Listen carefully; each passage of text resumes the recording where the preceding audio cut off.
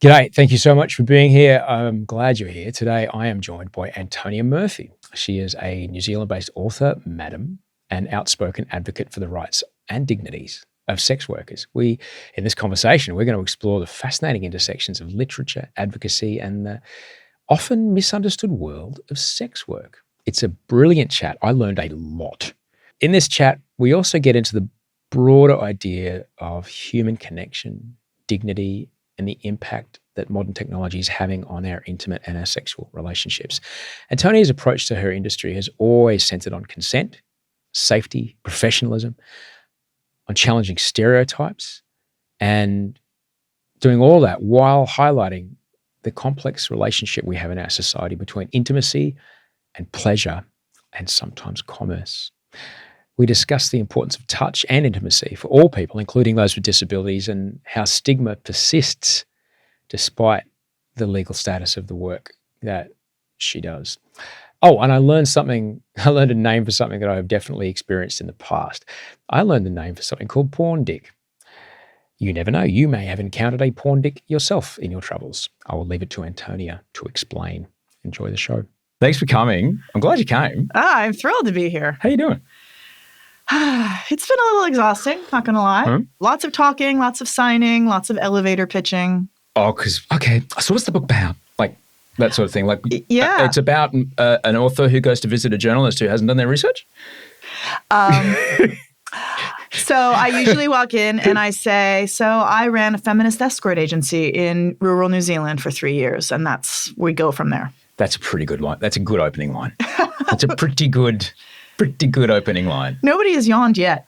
No, not at all. I remember when I was young, and I only ask because it's, as you were coming up as a guest, and our youngest is 5, and starting to ask the questions. And you want to be able to answer the questions correctly.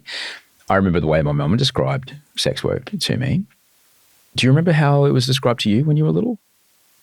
No, I just remember seeing this word in the newspaper and asking my mother what a war is.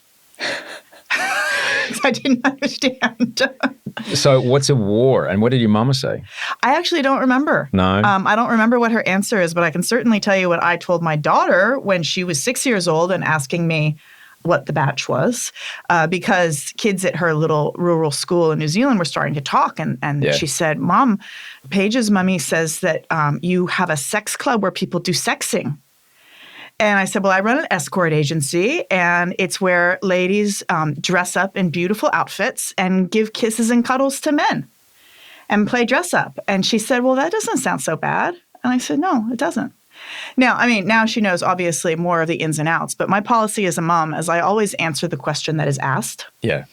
And I find that kids will only ask the question that they're ready to hear the answer to. Oh, that's a good one. Yeah.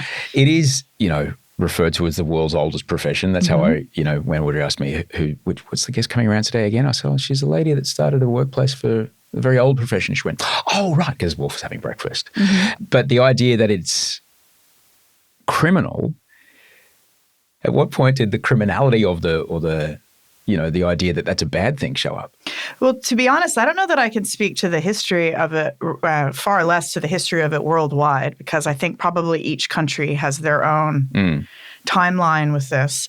But I'll tell you, one of the things that I kind of got radicalized on a little bit while running the batch is I think what really touches a nerve with people is the idea that it is one way to flip the male-female power imbalance. So we would have men coming to the batch who were quite often successful businessmen with plenty of money and therefore plenty of power in the world. And they were seeing young single moms in their 20s who are supposed to be poor and at the bottom of the totem pole, right? And they were handing over $100 bills. And in a way, I think that really disturbs people, that those young ladies, it's a way for them to jump the queue. Right. And get past where they should be, because they should be poor because they're single moms. Wow. So the idea that you have your place, that's your place. And if you want to get away from that place, we're not allowing you to do this. Is not the way that we accept you doing it. I mentioned to you before we started rolling that there's a friend of mine who works in the industry. Before I met her, I met a woman who was a dancer at gentlemen's clubs, full of gentlemen, obviously. And she bought a house with cash when she was 25. Oh, yes. You know, Yeah. talk about jumping for dancing. Like there was nothing else. You know, I met her through a boyfriend. 25.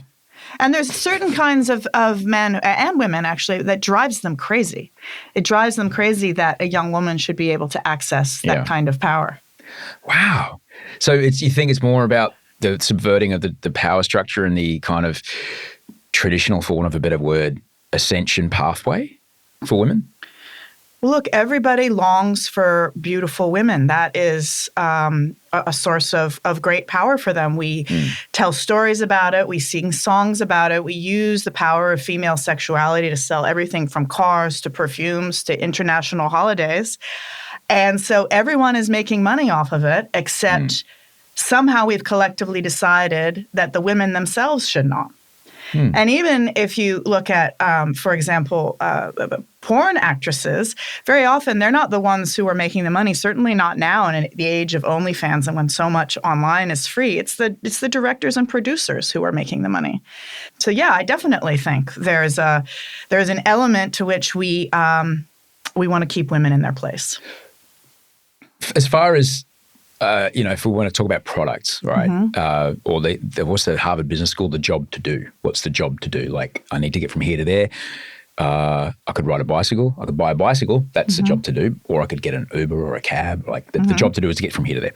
So the idea that a product, say, like cigarettes, all right, the people that make the cigarettes, even though it's highly addictive and kills you, apparently they're not to blame. It's the user who's to blame.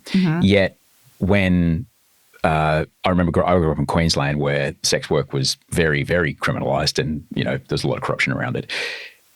It's the women who are always to blame, never the guys who are lining up outside. I just find that kind of so wild that it's not the men who are walking in that are the problem. It's the women who are inside. Well, actually, they've tried to remedy that. For example, in Europe, you'll see a lot of what's called the Nordic model. And the idea is supposed to be that we're criminalizing it for the clients, not for the ladies. And so therefore, we're not going to prosecute the ladies, just the men, and that way it'll be more fair.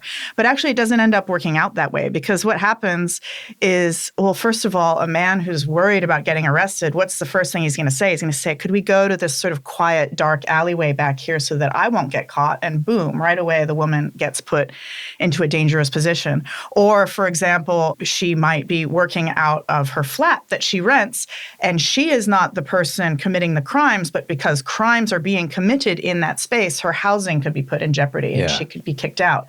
So they have tried to prosecute the clients in some spaces, but it seems that anytime you push sex work into the criminal sphere, it's the workers and most especially the most vulnerable workers who end up in danger. What kind of things are people worried about if we decriminalize things? Well, I can tell you from the New Zealand perspective, from what I've heard from older sex workers and activists, is that the argument against the 2003 Prostitution Reform Act, when they were trying to get it passed, was that it was going to bring with it this explosion of prostitution. That they were going to be everywhere. It was going to be an infestation, a toxic waste for the nation, right? And in fact, that's not at all what happened. And we have the numbers from it. 5 years later, in 2008, they did a study to check, are there more sex workers out there working? And the answer is no. It remains steady the whole time. It's just that the women, and I will often say women because those are the people who I worked with, okay? We can get out of the way that I understand that men do this work and people who are gender diverse do this work. Yes, but what they found is that the numbers of sex workers were really steady, even with decriminalization. The cultural acceptance of men who go to sex work as a service. So where I grew up in suburban Brisbane, it was very not a thing. And then I knew a guy, he was from the country, and we went to it was one of his mates were getting married, and I got to go along to the bachelor celebrations, and there was a dancer there. And the moment the dancer left, like the room emptied out. I was like, where did everybody go? Like, they went to the knock shop, mate. Sorry, the knock shop? Knock shop. What's that? I guess it's country New South Wales slang for as in knocking boots. Where Oh, right. the knock shop. Yeah, thank you Yeah. for holding my hand through that. Oh, you're welcome. I can't believe I just told you something you didn't know. Oh, I gone to a knock shop, and it was just fine, and that blew my mind. That every one of these guys who all knew each other and knew each other's wives and parents and everything, fine with it. Well, I think that's a specific vibe. So we would sometimes get groups of men, stag parties kind of thing. And that's a situation where they're egging each other on and there's often alcohol involved and, I'm going to do this or I'm going to do that. Actually, I would hear from the ladies that, in fact, when they got into the room, quite a few of them couldn't do anything at all because they were just that drunk. But I think when it's one gentleman who's reaching out on his own, then I think even the guys who are pretty open-minded and enlightened about this stuff, there's a certain amount of shame that I'm paying for it, that I'm not getting it for free. Kind of thing, quite apart from any religious and societal taboo. Just that is enough to make them be quite secretive about it. And they're not boasting that they do this, I don't think. Right. The liberation of sexuality that we have, that has been worked so hard to achieve over the last 50, 60, 70 years, it's no problem for a woman to get a sex toy delivered to the office. Like, there it is. But if her coworker gets a flashlight sitting on the desk, people aren't going to look at he has his needs. He has his sexuality to express just as much. I don't know. Would a lady take a big old vibrator out of the packaging in the middle of her corporate office? And maybe it depends on the office. Well, certainly, some of the more open-minded, kind of certainly younger media companies that I've, crossed paths with, you could get a package from a company that everybody knows that's the only thing they sell, sitting on your desk, and to be like, yeah, whatever, that's my day, But I don't think we yet have that moment for men to be as comfortable in addressing their own sexual needs. Definitely not. And I had a pretty illuminating question from a guy at one point. I flew out to a wedding in San Francisco where my stepbrother had asked me to speak about my ethical escort agency. He was having different people speak about what they were passionate about in life. So I ended up giving this talk to a bunch of biotech executives and scientists about what I was doing. And they were an incredibly receptive group, right? Because they're all just like terminally curious people. What's the data? Who just, exactly. They want to hear what the results of the experiment were.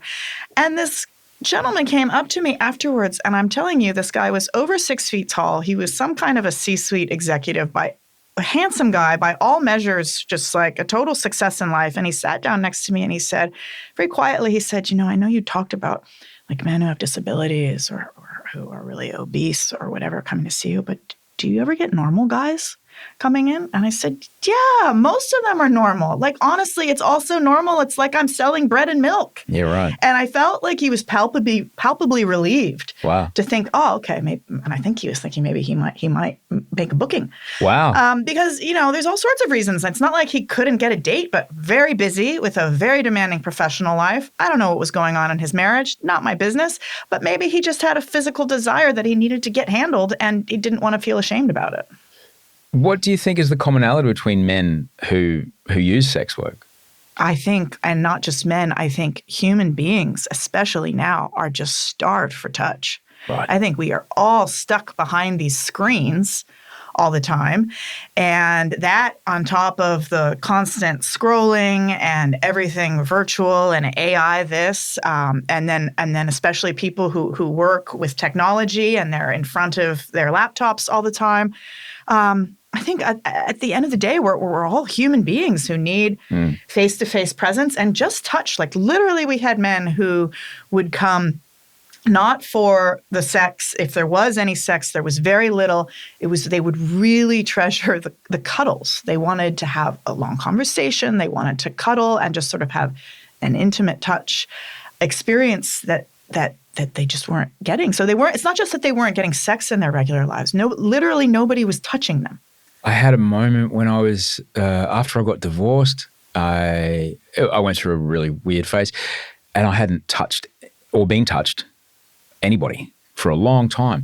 And I'd been running a lot, and I went to get a massage, and this person just like, oh, it's that hip back there. They dug their elbow into me, and it wasn't just like a regular relief massage feeling. It was just like, another person has just touched my body.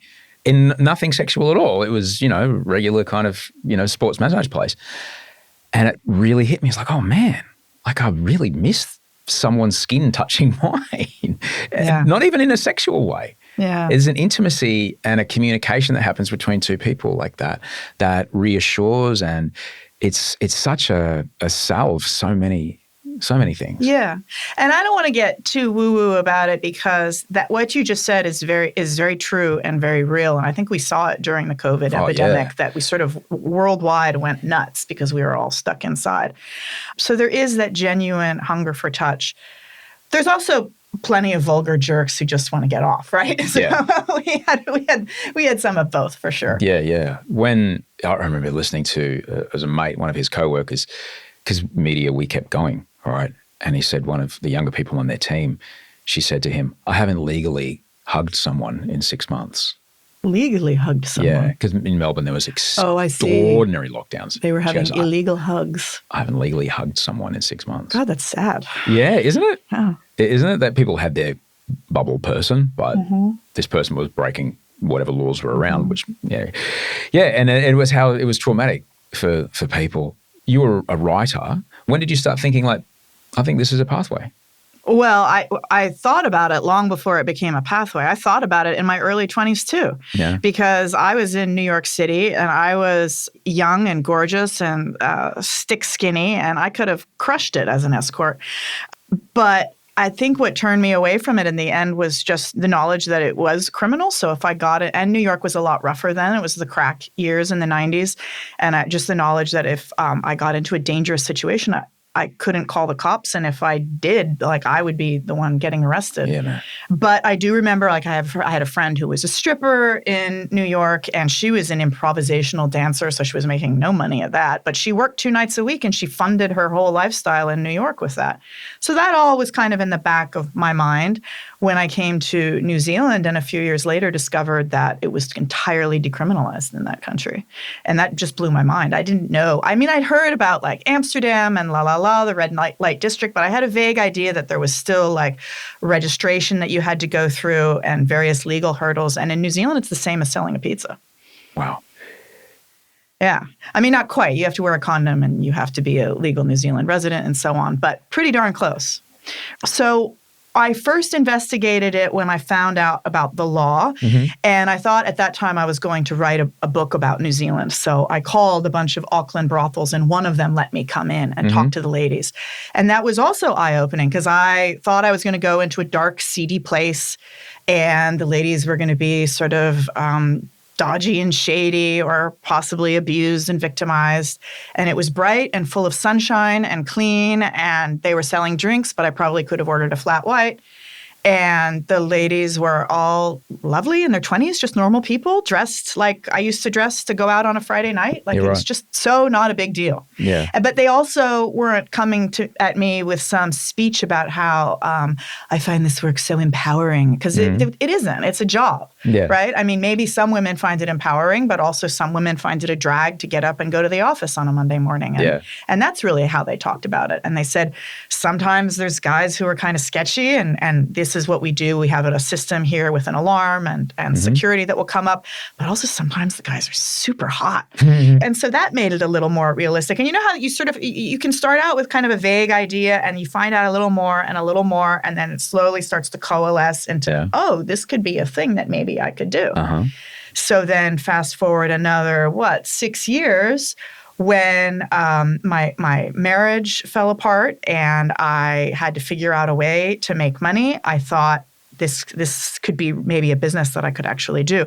And at that time, I thought, I'll write about it, because this would make a really cheeky, funny book. And it is a cheeky, funny book, but it also ended up being way more intense and complicated than I expected.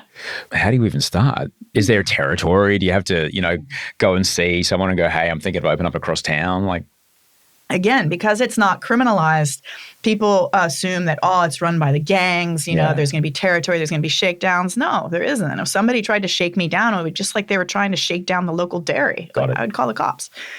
So no, I mean, I'm a huge geek. So I reached out to people in the industry. I went and met with a woman who ran a sensual massage business in Auckland. And she gave me some information and told me sort of, but she's like, I can only tell you so much because we only do massage. We don't do full service, which is what it's called in the industry. And she pointed me to the community of anonymous online sex workers. And as women always have, women are out there online anonymously exchanging information and giving each other tips and tricks and ways to make more money and stay safe and all of that. And so I got a bit of an education, but really the biggest education was boots on the ground when I actually opened the place. Yeah. Well, I mean, you've got to rent a joint, you got to lease the place, you got to. Everything was hard. Everything was hard. Nobody wanted to rent a place to me. Yeah. Nobody would take my ads for workers. It was very hard to put out ads for clients. I couldn't put a sign on the street. And I sound like I'm whinging, and I guess I kind of am, because the whole time I was like, but wait, it's decriminalized. Yeah. Is it legal or isn't it? Is it? If it's legal, I'm an entrepreneur. I couldn't even get a bank to agree to merchant services so that I can have an FPOS card.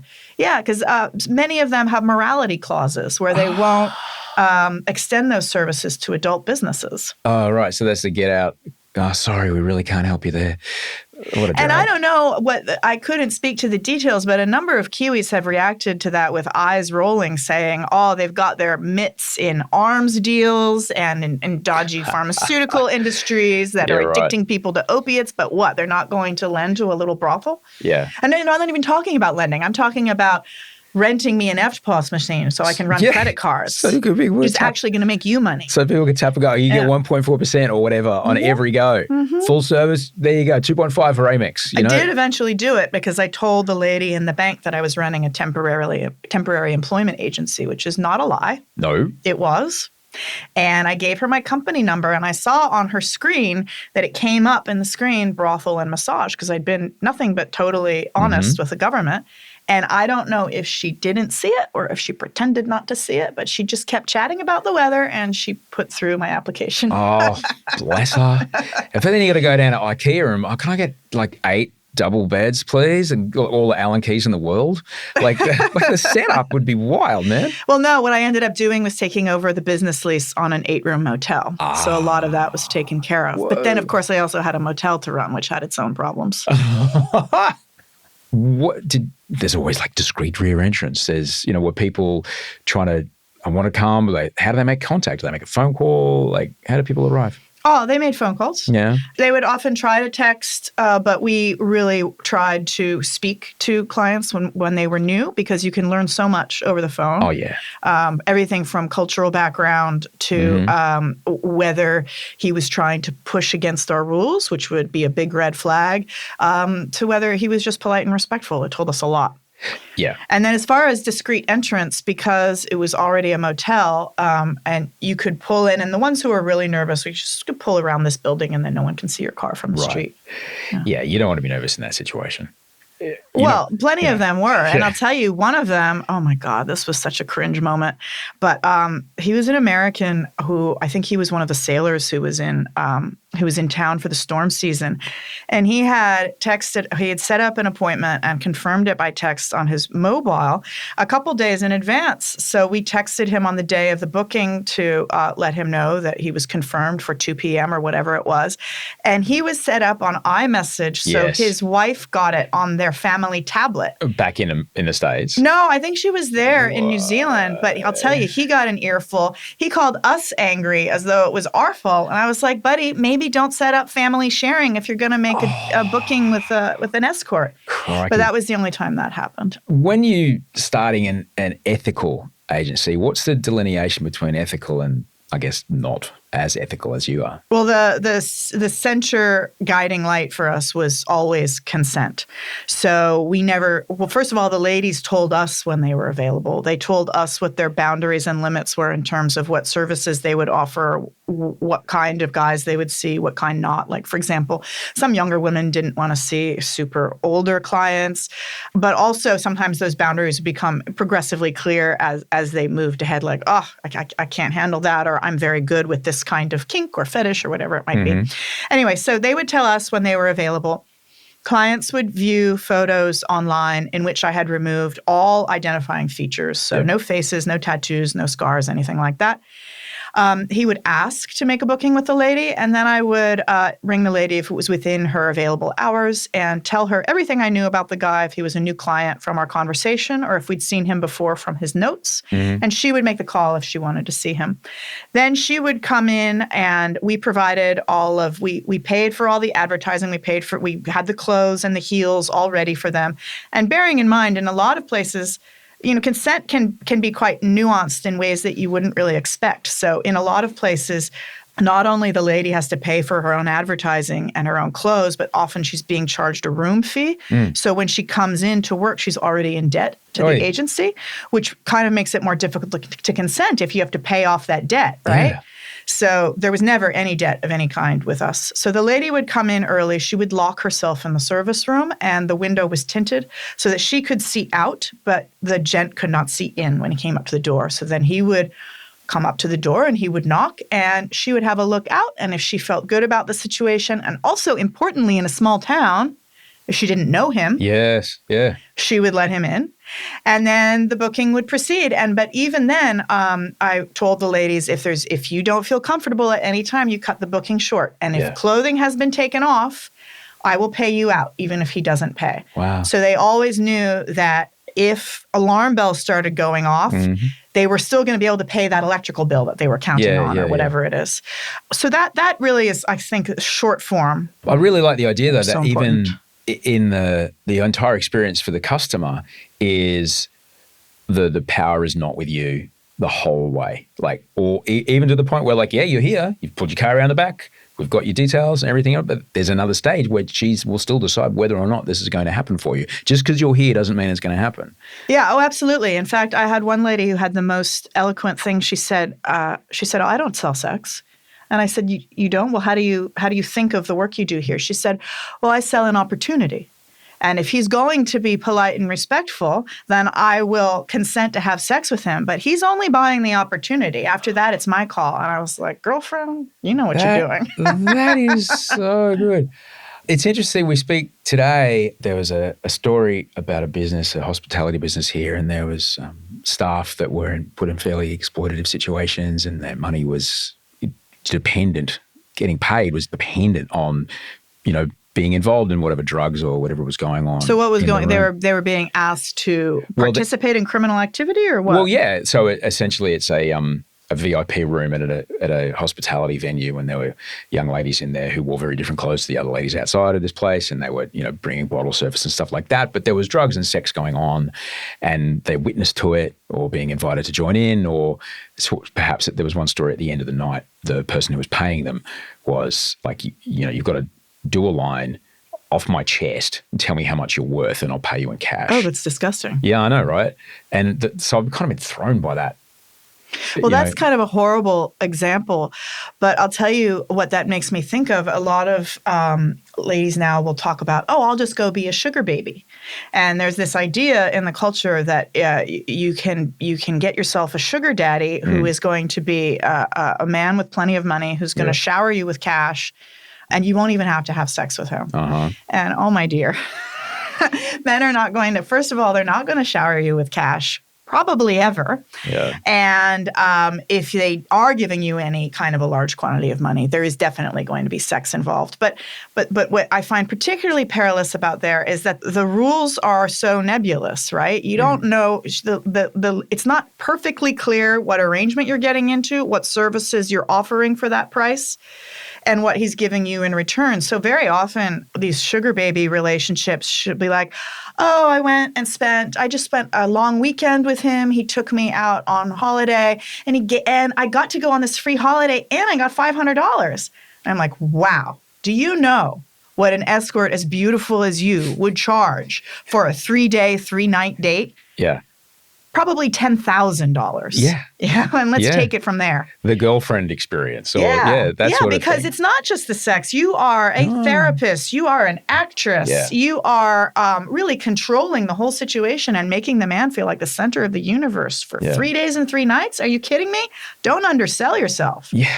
And that's, I guess, I remember when the Heidi Fleiss thing came out.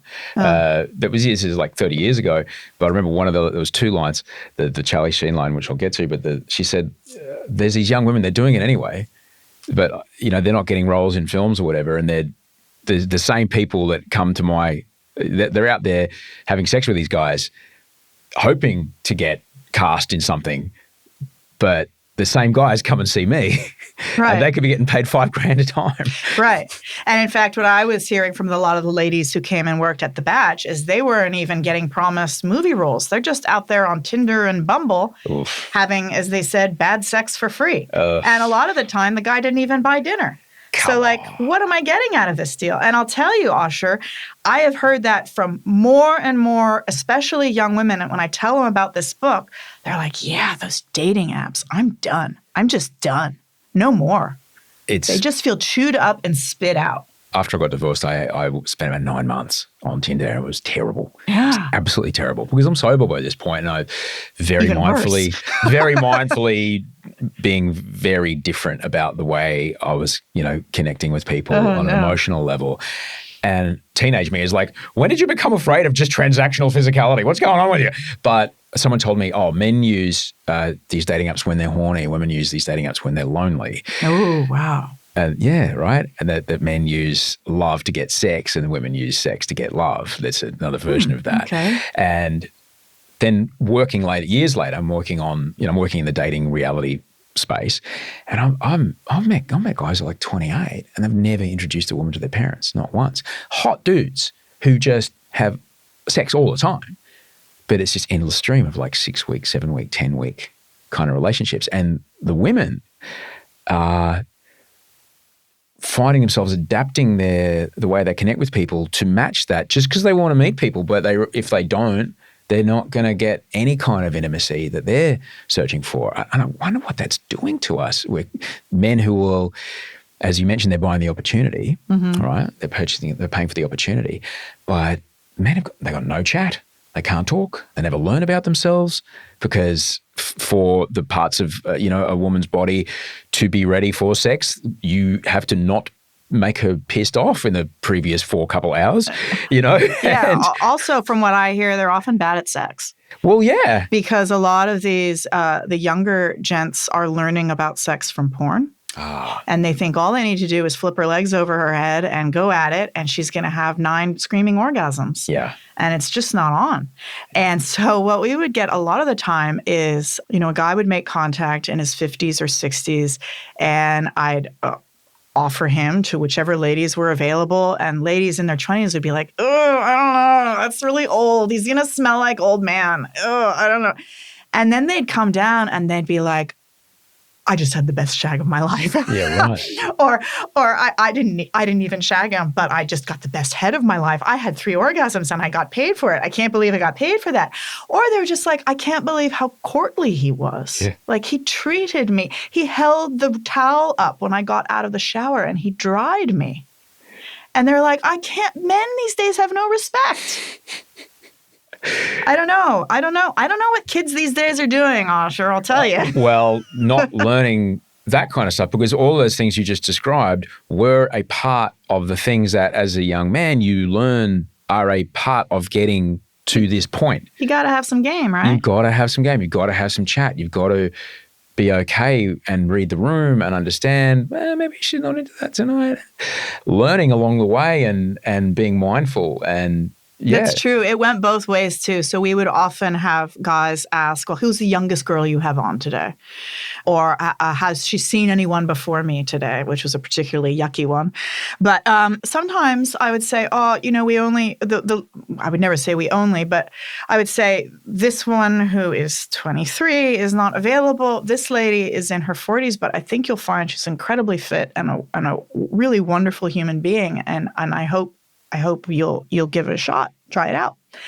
And our more mature ladies were made the most money. I'll tell you that, because they knew what they were doing and they had the skills, and they also were able to sort of take the man in hand and sort of show him how it's done. You're and right. Everybody emerged delighted. Oh, that's a good business. I like that. That's a good review there on Yelp.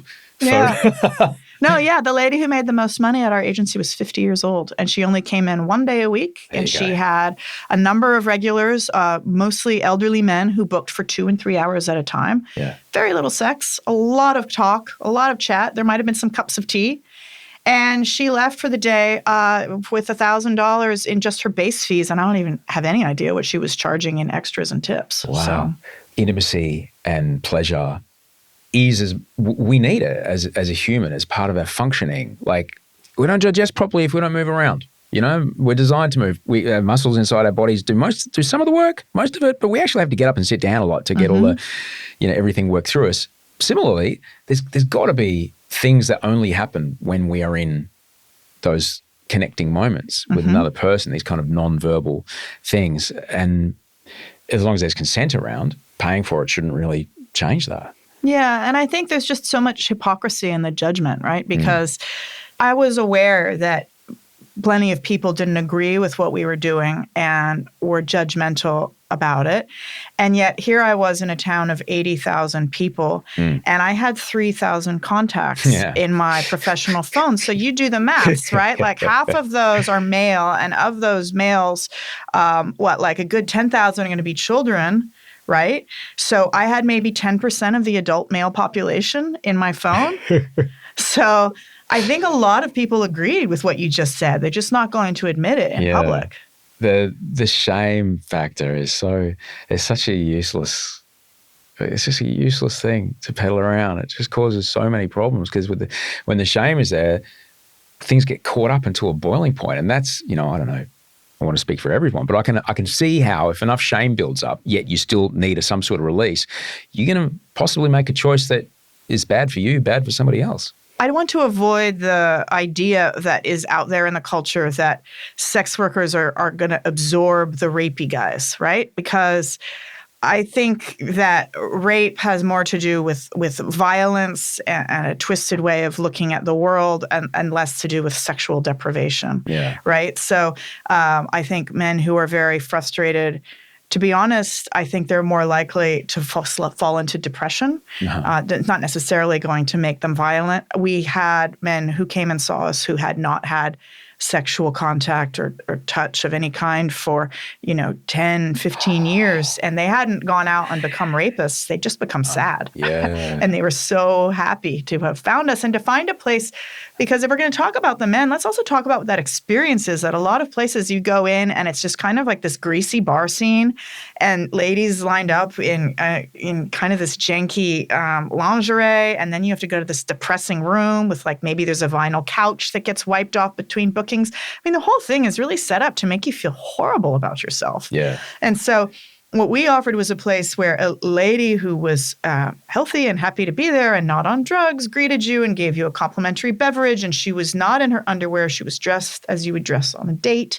We put clean sheets on the bed. We did the clean bathroom and fresh towels every time. There were fresh flowers, and you can say that's just window dressing, but actually I think it created a psychically more healthy experience for the guy and the woman. And it also kept her safer, right? Because it put him in a space not of, I just got to get my rocks off and get the hell out of here. This is weird. To, I'm going to maybe get to know this lady and sit and have a beer and have a comment and have a cuddle. And it made it at once more pleasant and also safer, I think. Sometimes engaging with the idea that, work is work, and I'm happy that, sex workers have a safe place to work, and there's, barriers and boundaries, and there's security guy and a call button, but not my daughter. Well, but I couldn't bear it if my daughter went and did that. But everybody's someone's daughter. Everybody that works for you is someone's daughter. Yeah, but I think that guy who says not my daughter, he's probably the same guy who feels uncomfortable about his daughter having sex in any event with anyone. Right. Like, I mean, any father is probably going to feel a little bit uncomfortable about the thought of his daughter getting slammed up against the wall, even if she's delighted to do so, right? Fair enough. Yeah, but say, for example, someone's listening to this and they're putting two and two together and they think about, hang on a second, little... I don't know, Susanna, who's going to university in Queensland, she seems to be driving a much nicer car than, well, hang on, what's going on here? And they started, figuring it out. What would you say to people who, I don't know, start to discover things about their own kids that might be getting work in this space and they, haven't realized it yet? Be proud of little Susanna. Yeah. She's doing well for herself. And she's probably going to graduate with no student loans. Good on her. All right. Yeah. No, I mean, look, the thing is, I wasn't plucking women from a life of protracted virginity after which they were going to marry one guy and stay married for 30 years. Women are having multiple sex partners, frequently anonymously, not seeing them again, as we were discussing on these apps. So for them, it wasn't like, am I going to do this or sit at home and read a book and do a little embroidery? It's, am I going to do this and get paid $120, $150 an hour, or am I going to go do it for free? And they invariably preferred to do the former. Or have to pay for dinner, as you mentioned earlier. It's going to cost me money to have bad sex. That's no good. Nobody wants that. Yeah, and they often said, look, I love that everyone knows what's expected here. Yeah. I'll go out on a Tinder date and I'll be having dinner with the guy, and I don't even know if he's listening to what I'm saying. Yeah. What is he expecting I'm going to do for this dinner afterwards? And whereas they would say, I get into that room, I know what he's hoping for. I know what I'm prepared to give. He hands over the money. It's all clear. It's all honest. We're good. You've chatted about it beforehand. Yeah, everything, nothing changes gears in the middle. Mm-hmm. Everything's above board. And that's really the safety aspect of it is such a thing that so many people don't quite understand how it is literally in the most vulnerable position you can be in. Like, there is no more vulnerable position than we want to be in. Yeah, but you're a lot more vulnerable if you're half drunk because you've been on a date with this guy who you barely know, and he takes you back to his house and closes the door and there's no one watching. Yeah. We've got all these guys' regos on our cameras. Yeah, right. And they knew that there was a madam who was timing the booking. Uh-huh. So that's actually a much safer position to be in than to just stumble home after a bar. Were you there with the knock?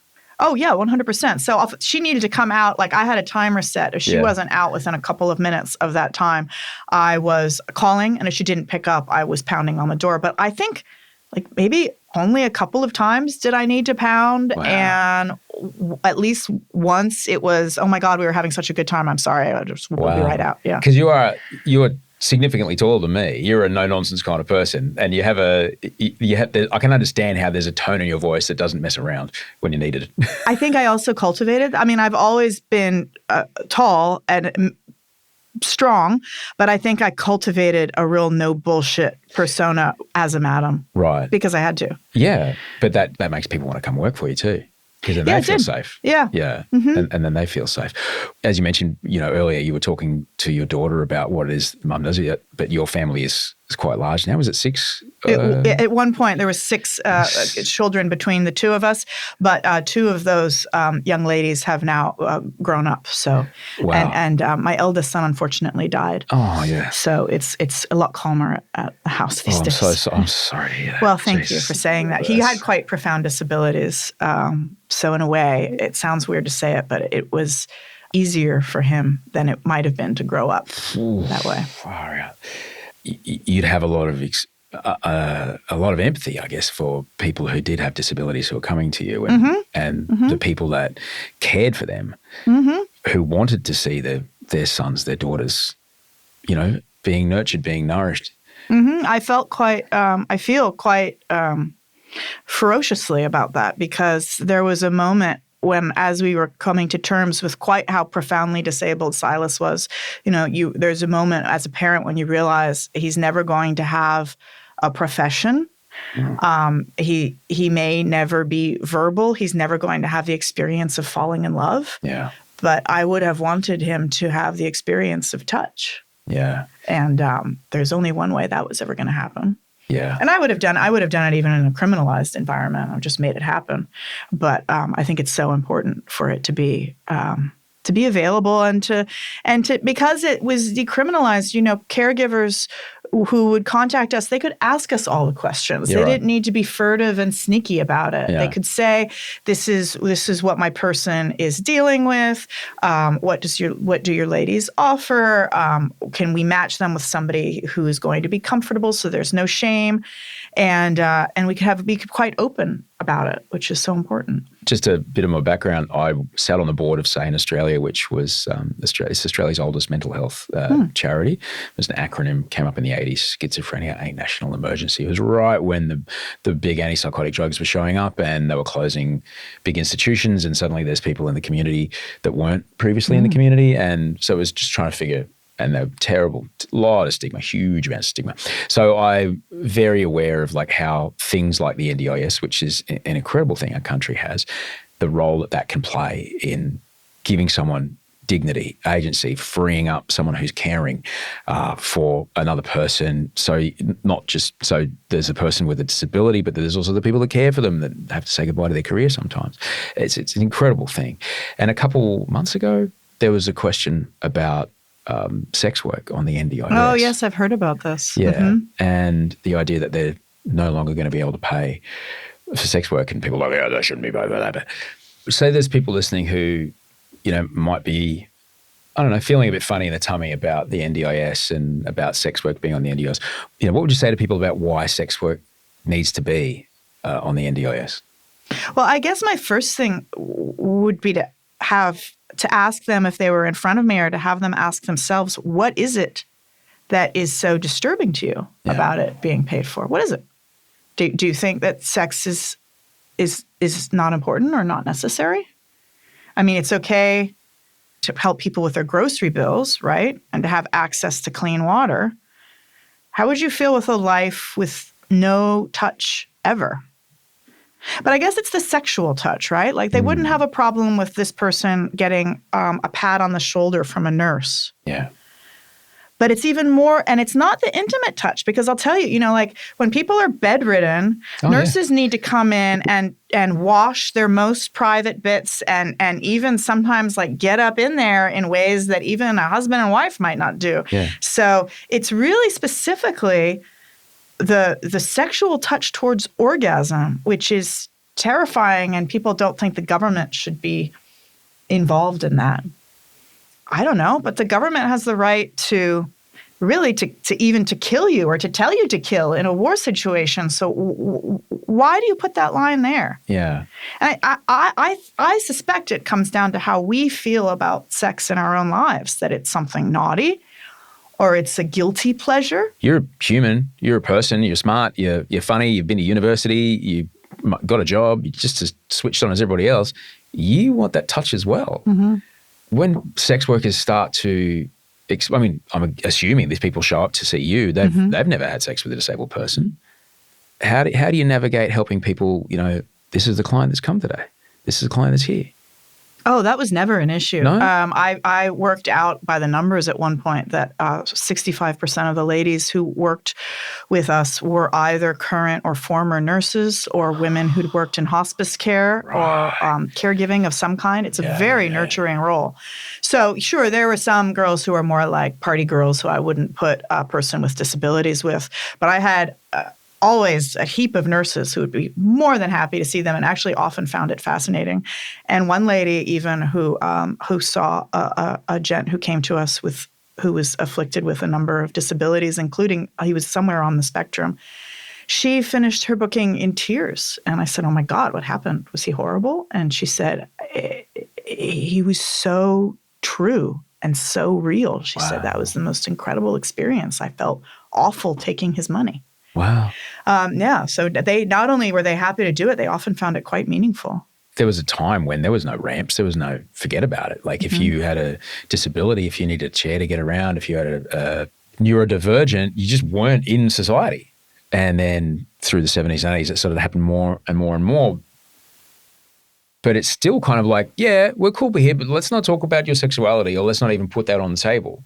We can't address that. We feel weird about that.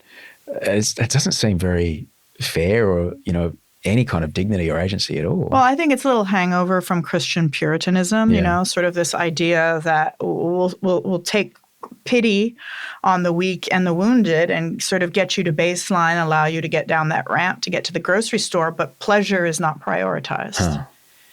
Whereas, I think it's a part of a healthy life and a necessary part of a healthy life. Yeah. But yeah, I don't think we're there yet as a society. As we mentioned earlier, it's connecting with another person. It doesn't have to be sexual. It can just literally be touching somebody. Yeah, but sometimes it does need to be sexual. Yeah, I of course, actually had a woman reach out to me who worked in what do you call it, elder care, retirement homes, elder care. And she said, I'm wanting to get government funding to get sex workers into these homes because a lot of the guys who are experiencing dementia, they get quite sexually aggressive because they have these urges, but they don't know how to present them in a way that's appropriate. So they'll just grab a nurse's boob or something. And I think if we could get sex workers in there to get their physical needs taken care of, that would become much less of a problem. I don't think her project went anywhere, but I think it was a really good idea. That's fascinating. But then let's dial it back from disability. Like there's lots of people who don't have disabilities who have a really hard time pairing up. People who are cripplingly shy. Who aren't able to reach out and make contact. People on the autism spectrum, okay, you can argue that that's a disability. But like, how about people who are just conventionally extremely ugly? Like, I know it's not particularly politically correct for me to say that, but let's get real. On Tinder, you either swipe right or you swipe left. Oh, yeah. And there's a lot of guys no one's swiping right on. So are you really going to feel good about saying that person should never have any sexual contact for the rest of their lives? And I guess the answer is, but the government shouldn't be involved in it. But what if that's their only option? Yeah.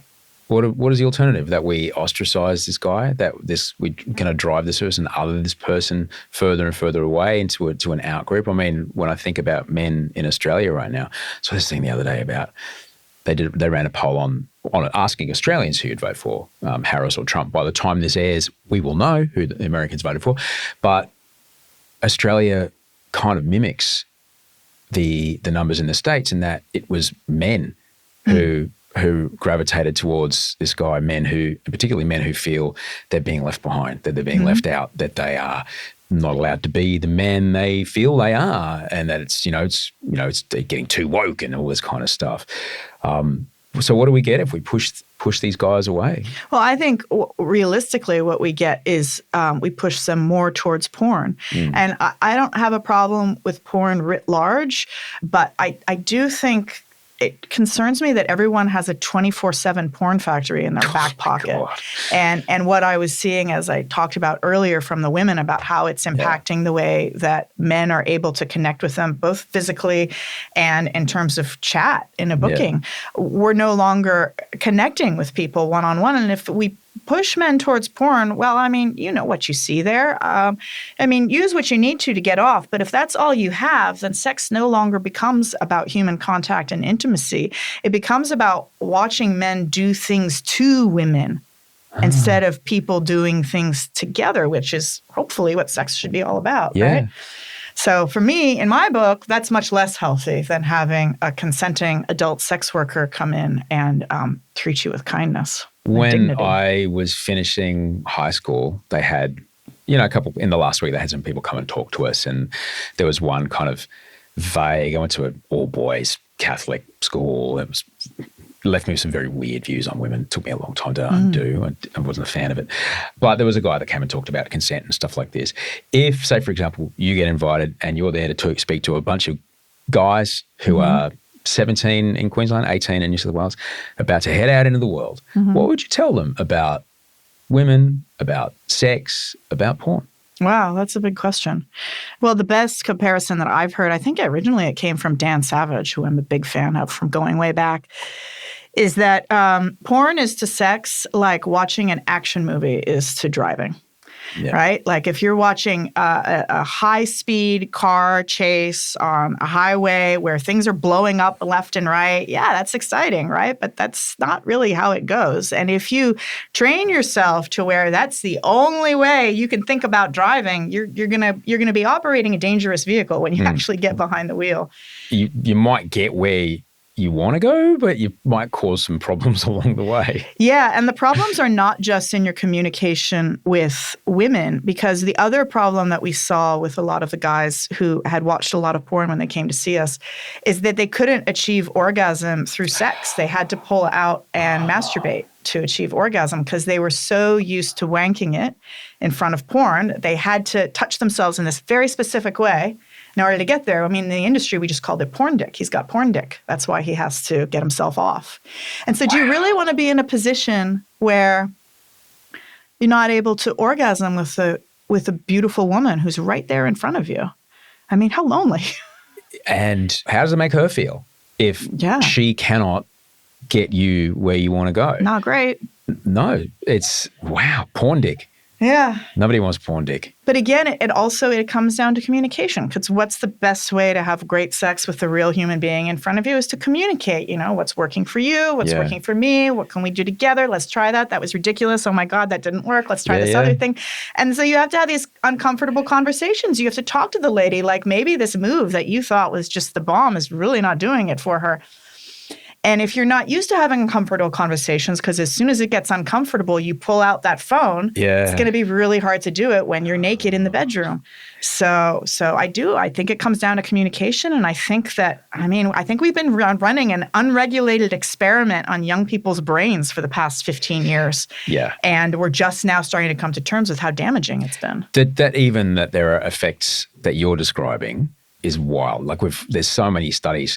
I'll tell you what, get the University of Auckland or something on board and get, do some studies at your joint. And then how about the studies that young people aren't even having the sex? Yeah. Like less and less. Less and less. It's so. Yeah. What are you doing, kids? Well, yeah.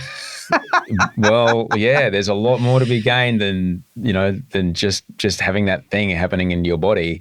They're setting off that reflexive response due to a certain amount of stimulation. There's so much more. But how crazy is that? I mean, when I was coming of age in the 80s, that we had the specter of AIDS over our heads, which was literally a death sentence, and people were still shagging. Yeah. But the smartphone has done what HIV/AIDS could not. Far out. Oh my God, that is so sad. Thank you so much for coming here today, and thank you for talking to me, and thank you so much for writing your book and speaking about what it is that you do. Because it's one thing to go, work's work, and women are women and everything's fine, but to be able to speak about the men, their needs that are being met, the job that is there to be done in this way is uncommon, and I'm grateful that you do it. Well, thank you for giving me the chance, because as you say, I think everyone wants to put a really simple answer on a bumper sticker, and it's not simple. You need to hash out these very complex and complicated ideas to get to some kind of truth. And I don't know, hopefully we got a little something there. Yeah, look, it's like if people are talking to me about the Middle East or climate or whatever, I'm like, and they go, I should just do this. Like, if you think one sentence is enough to solve this complex problem, then you're not thinking about the problem enough, because it's a bigger problem. Yeah. Anything that fits on a bumper sticker is not a solution. That's right. If you can shout it at a chant and it rhymes, it's probably not a solution. Yeah, it's probably not nuanced. No.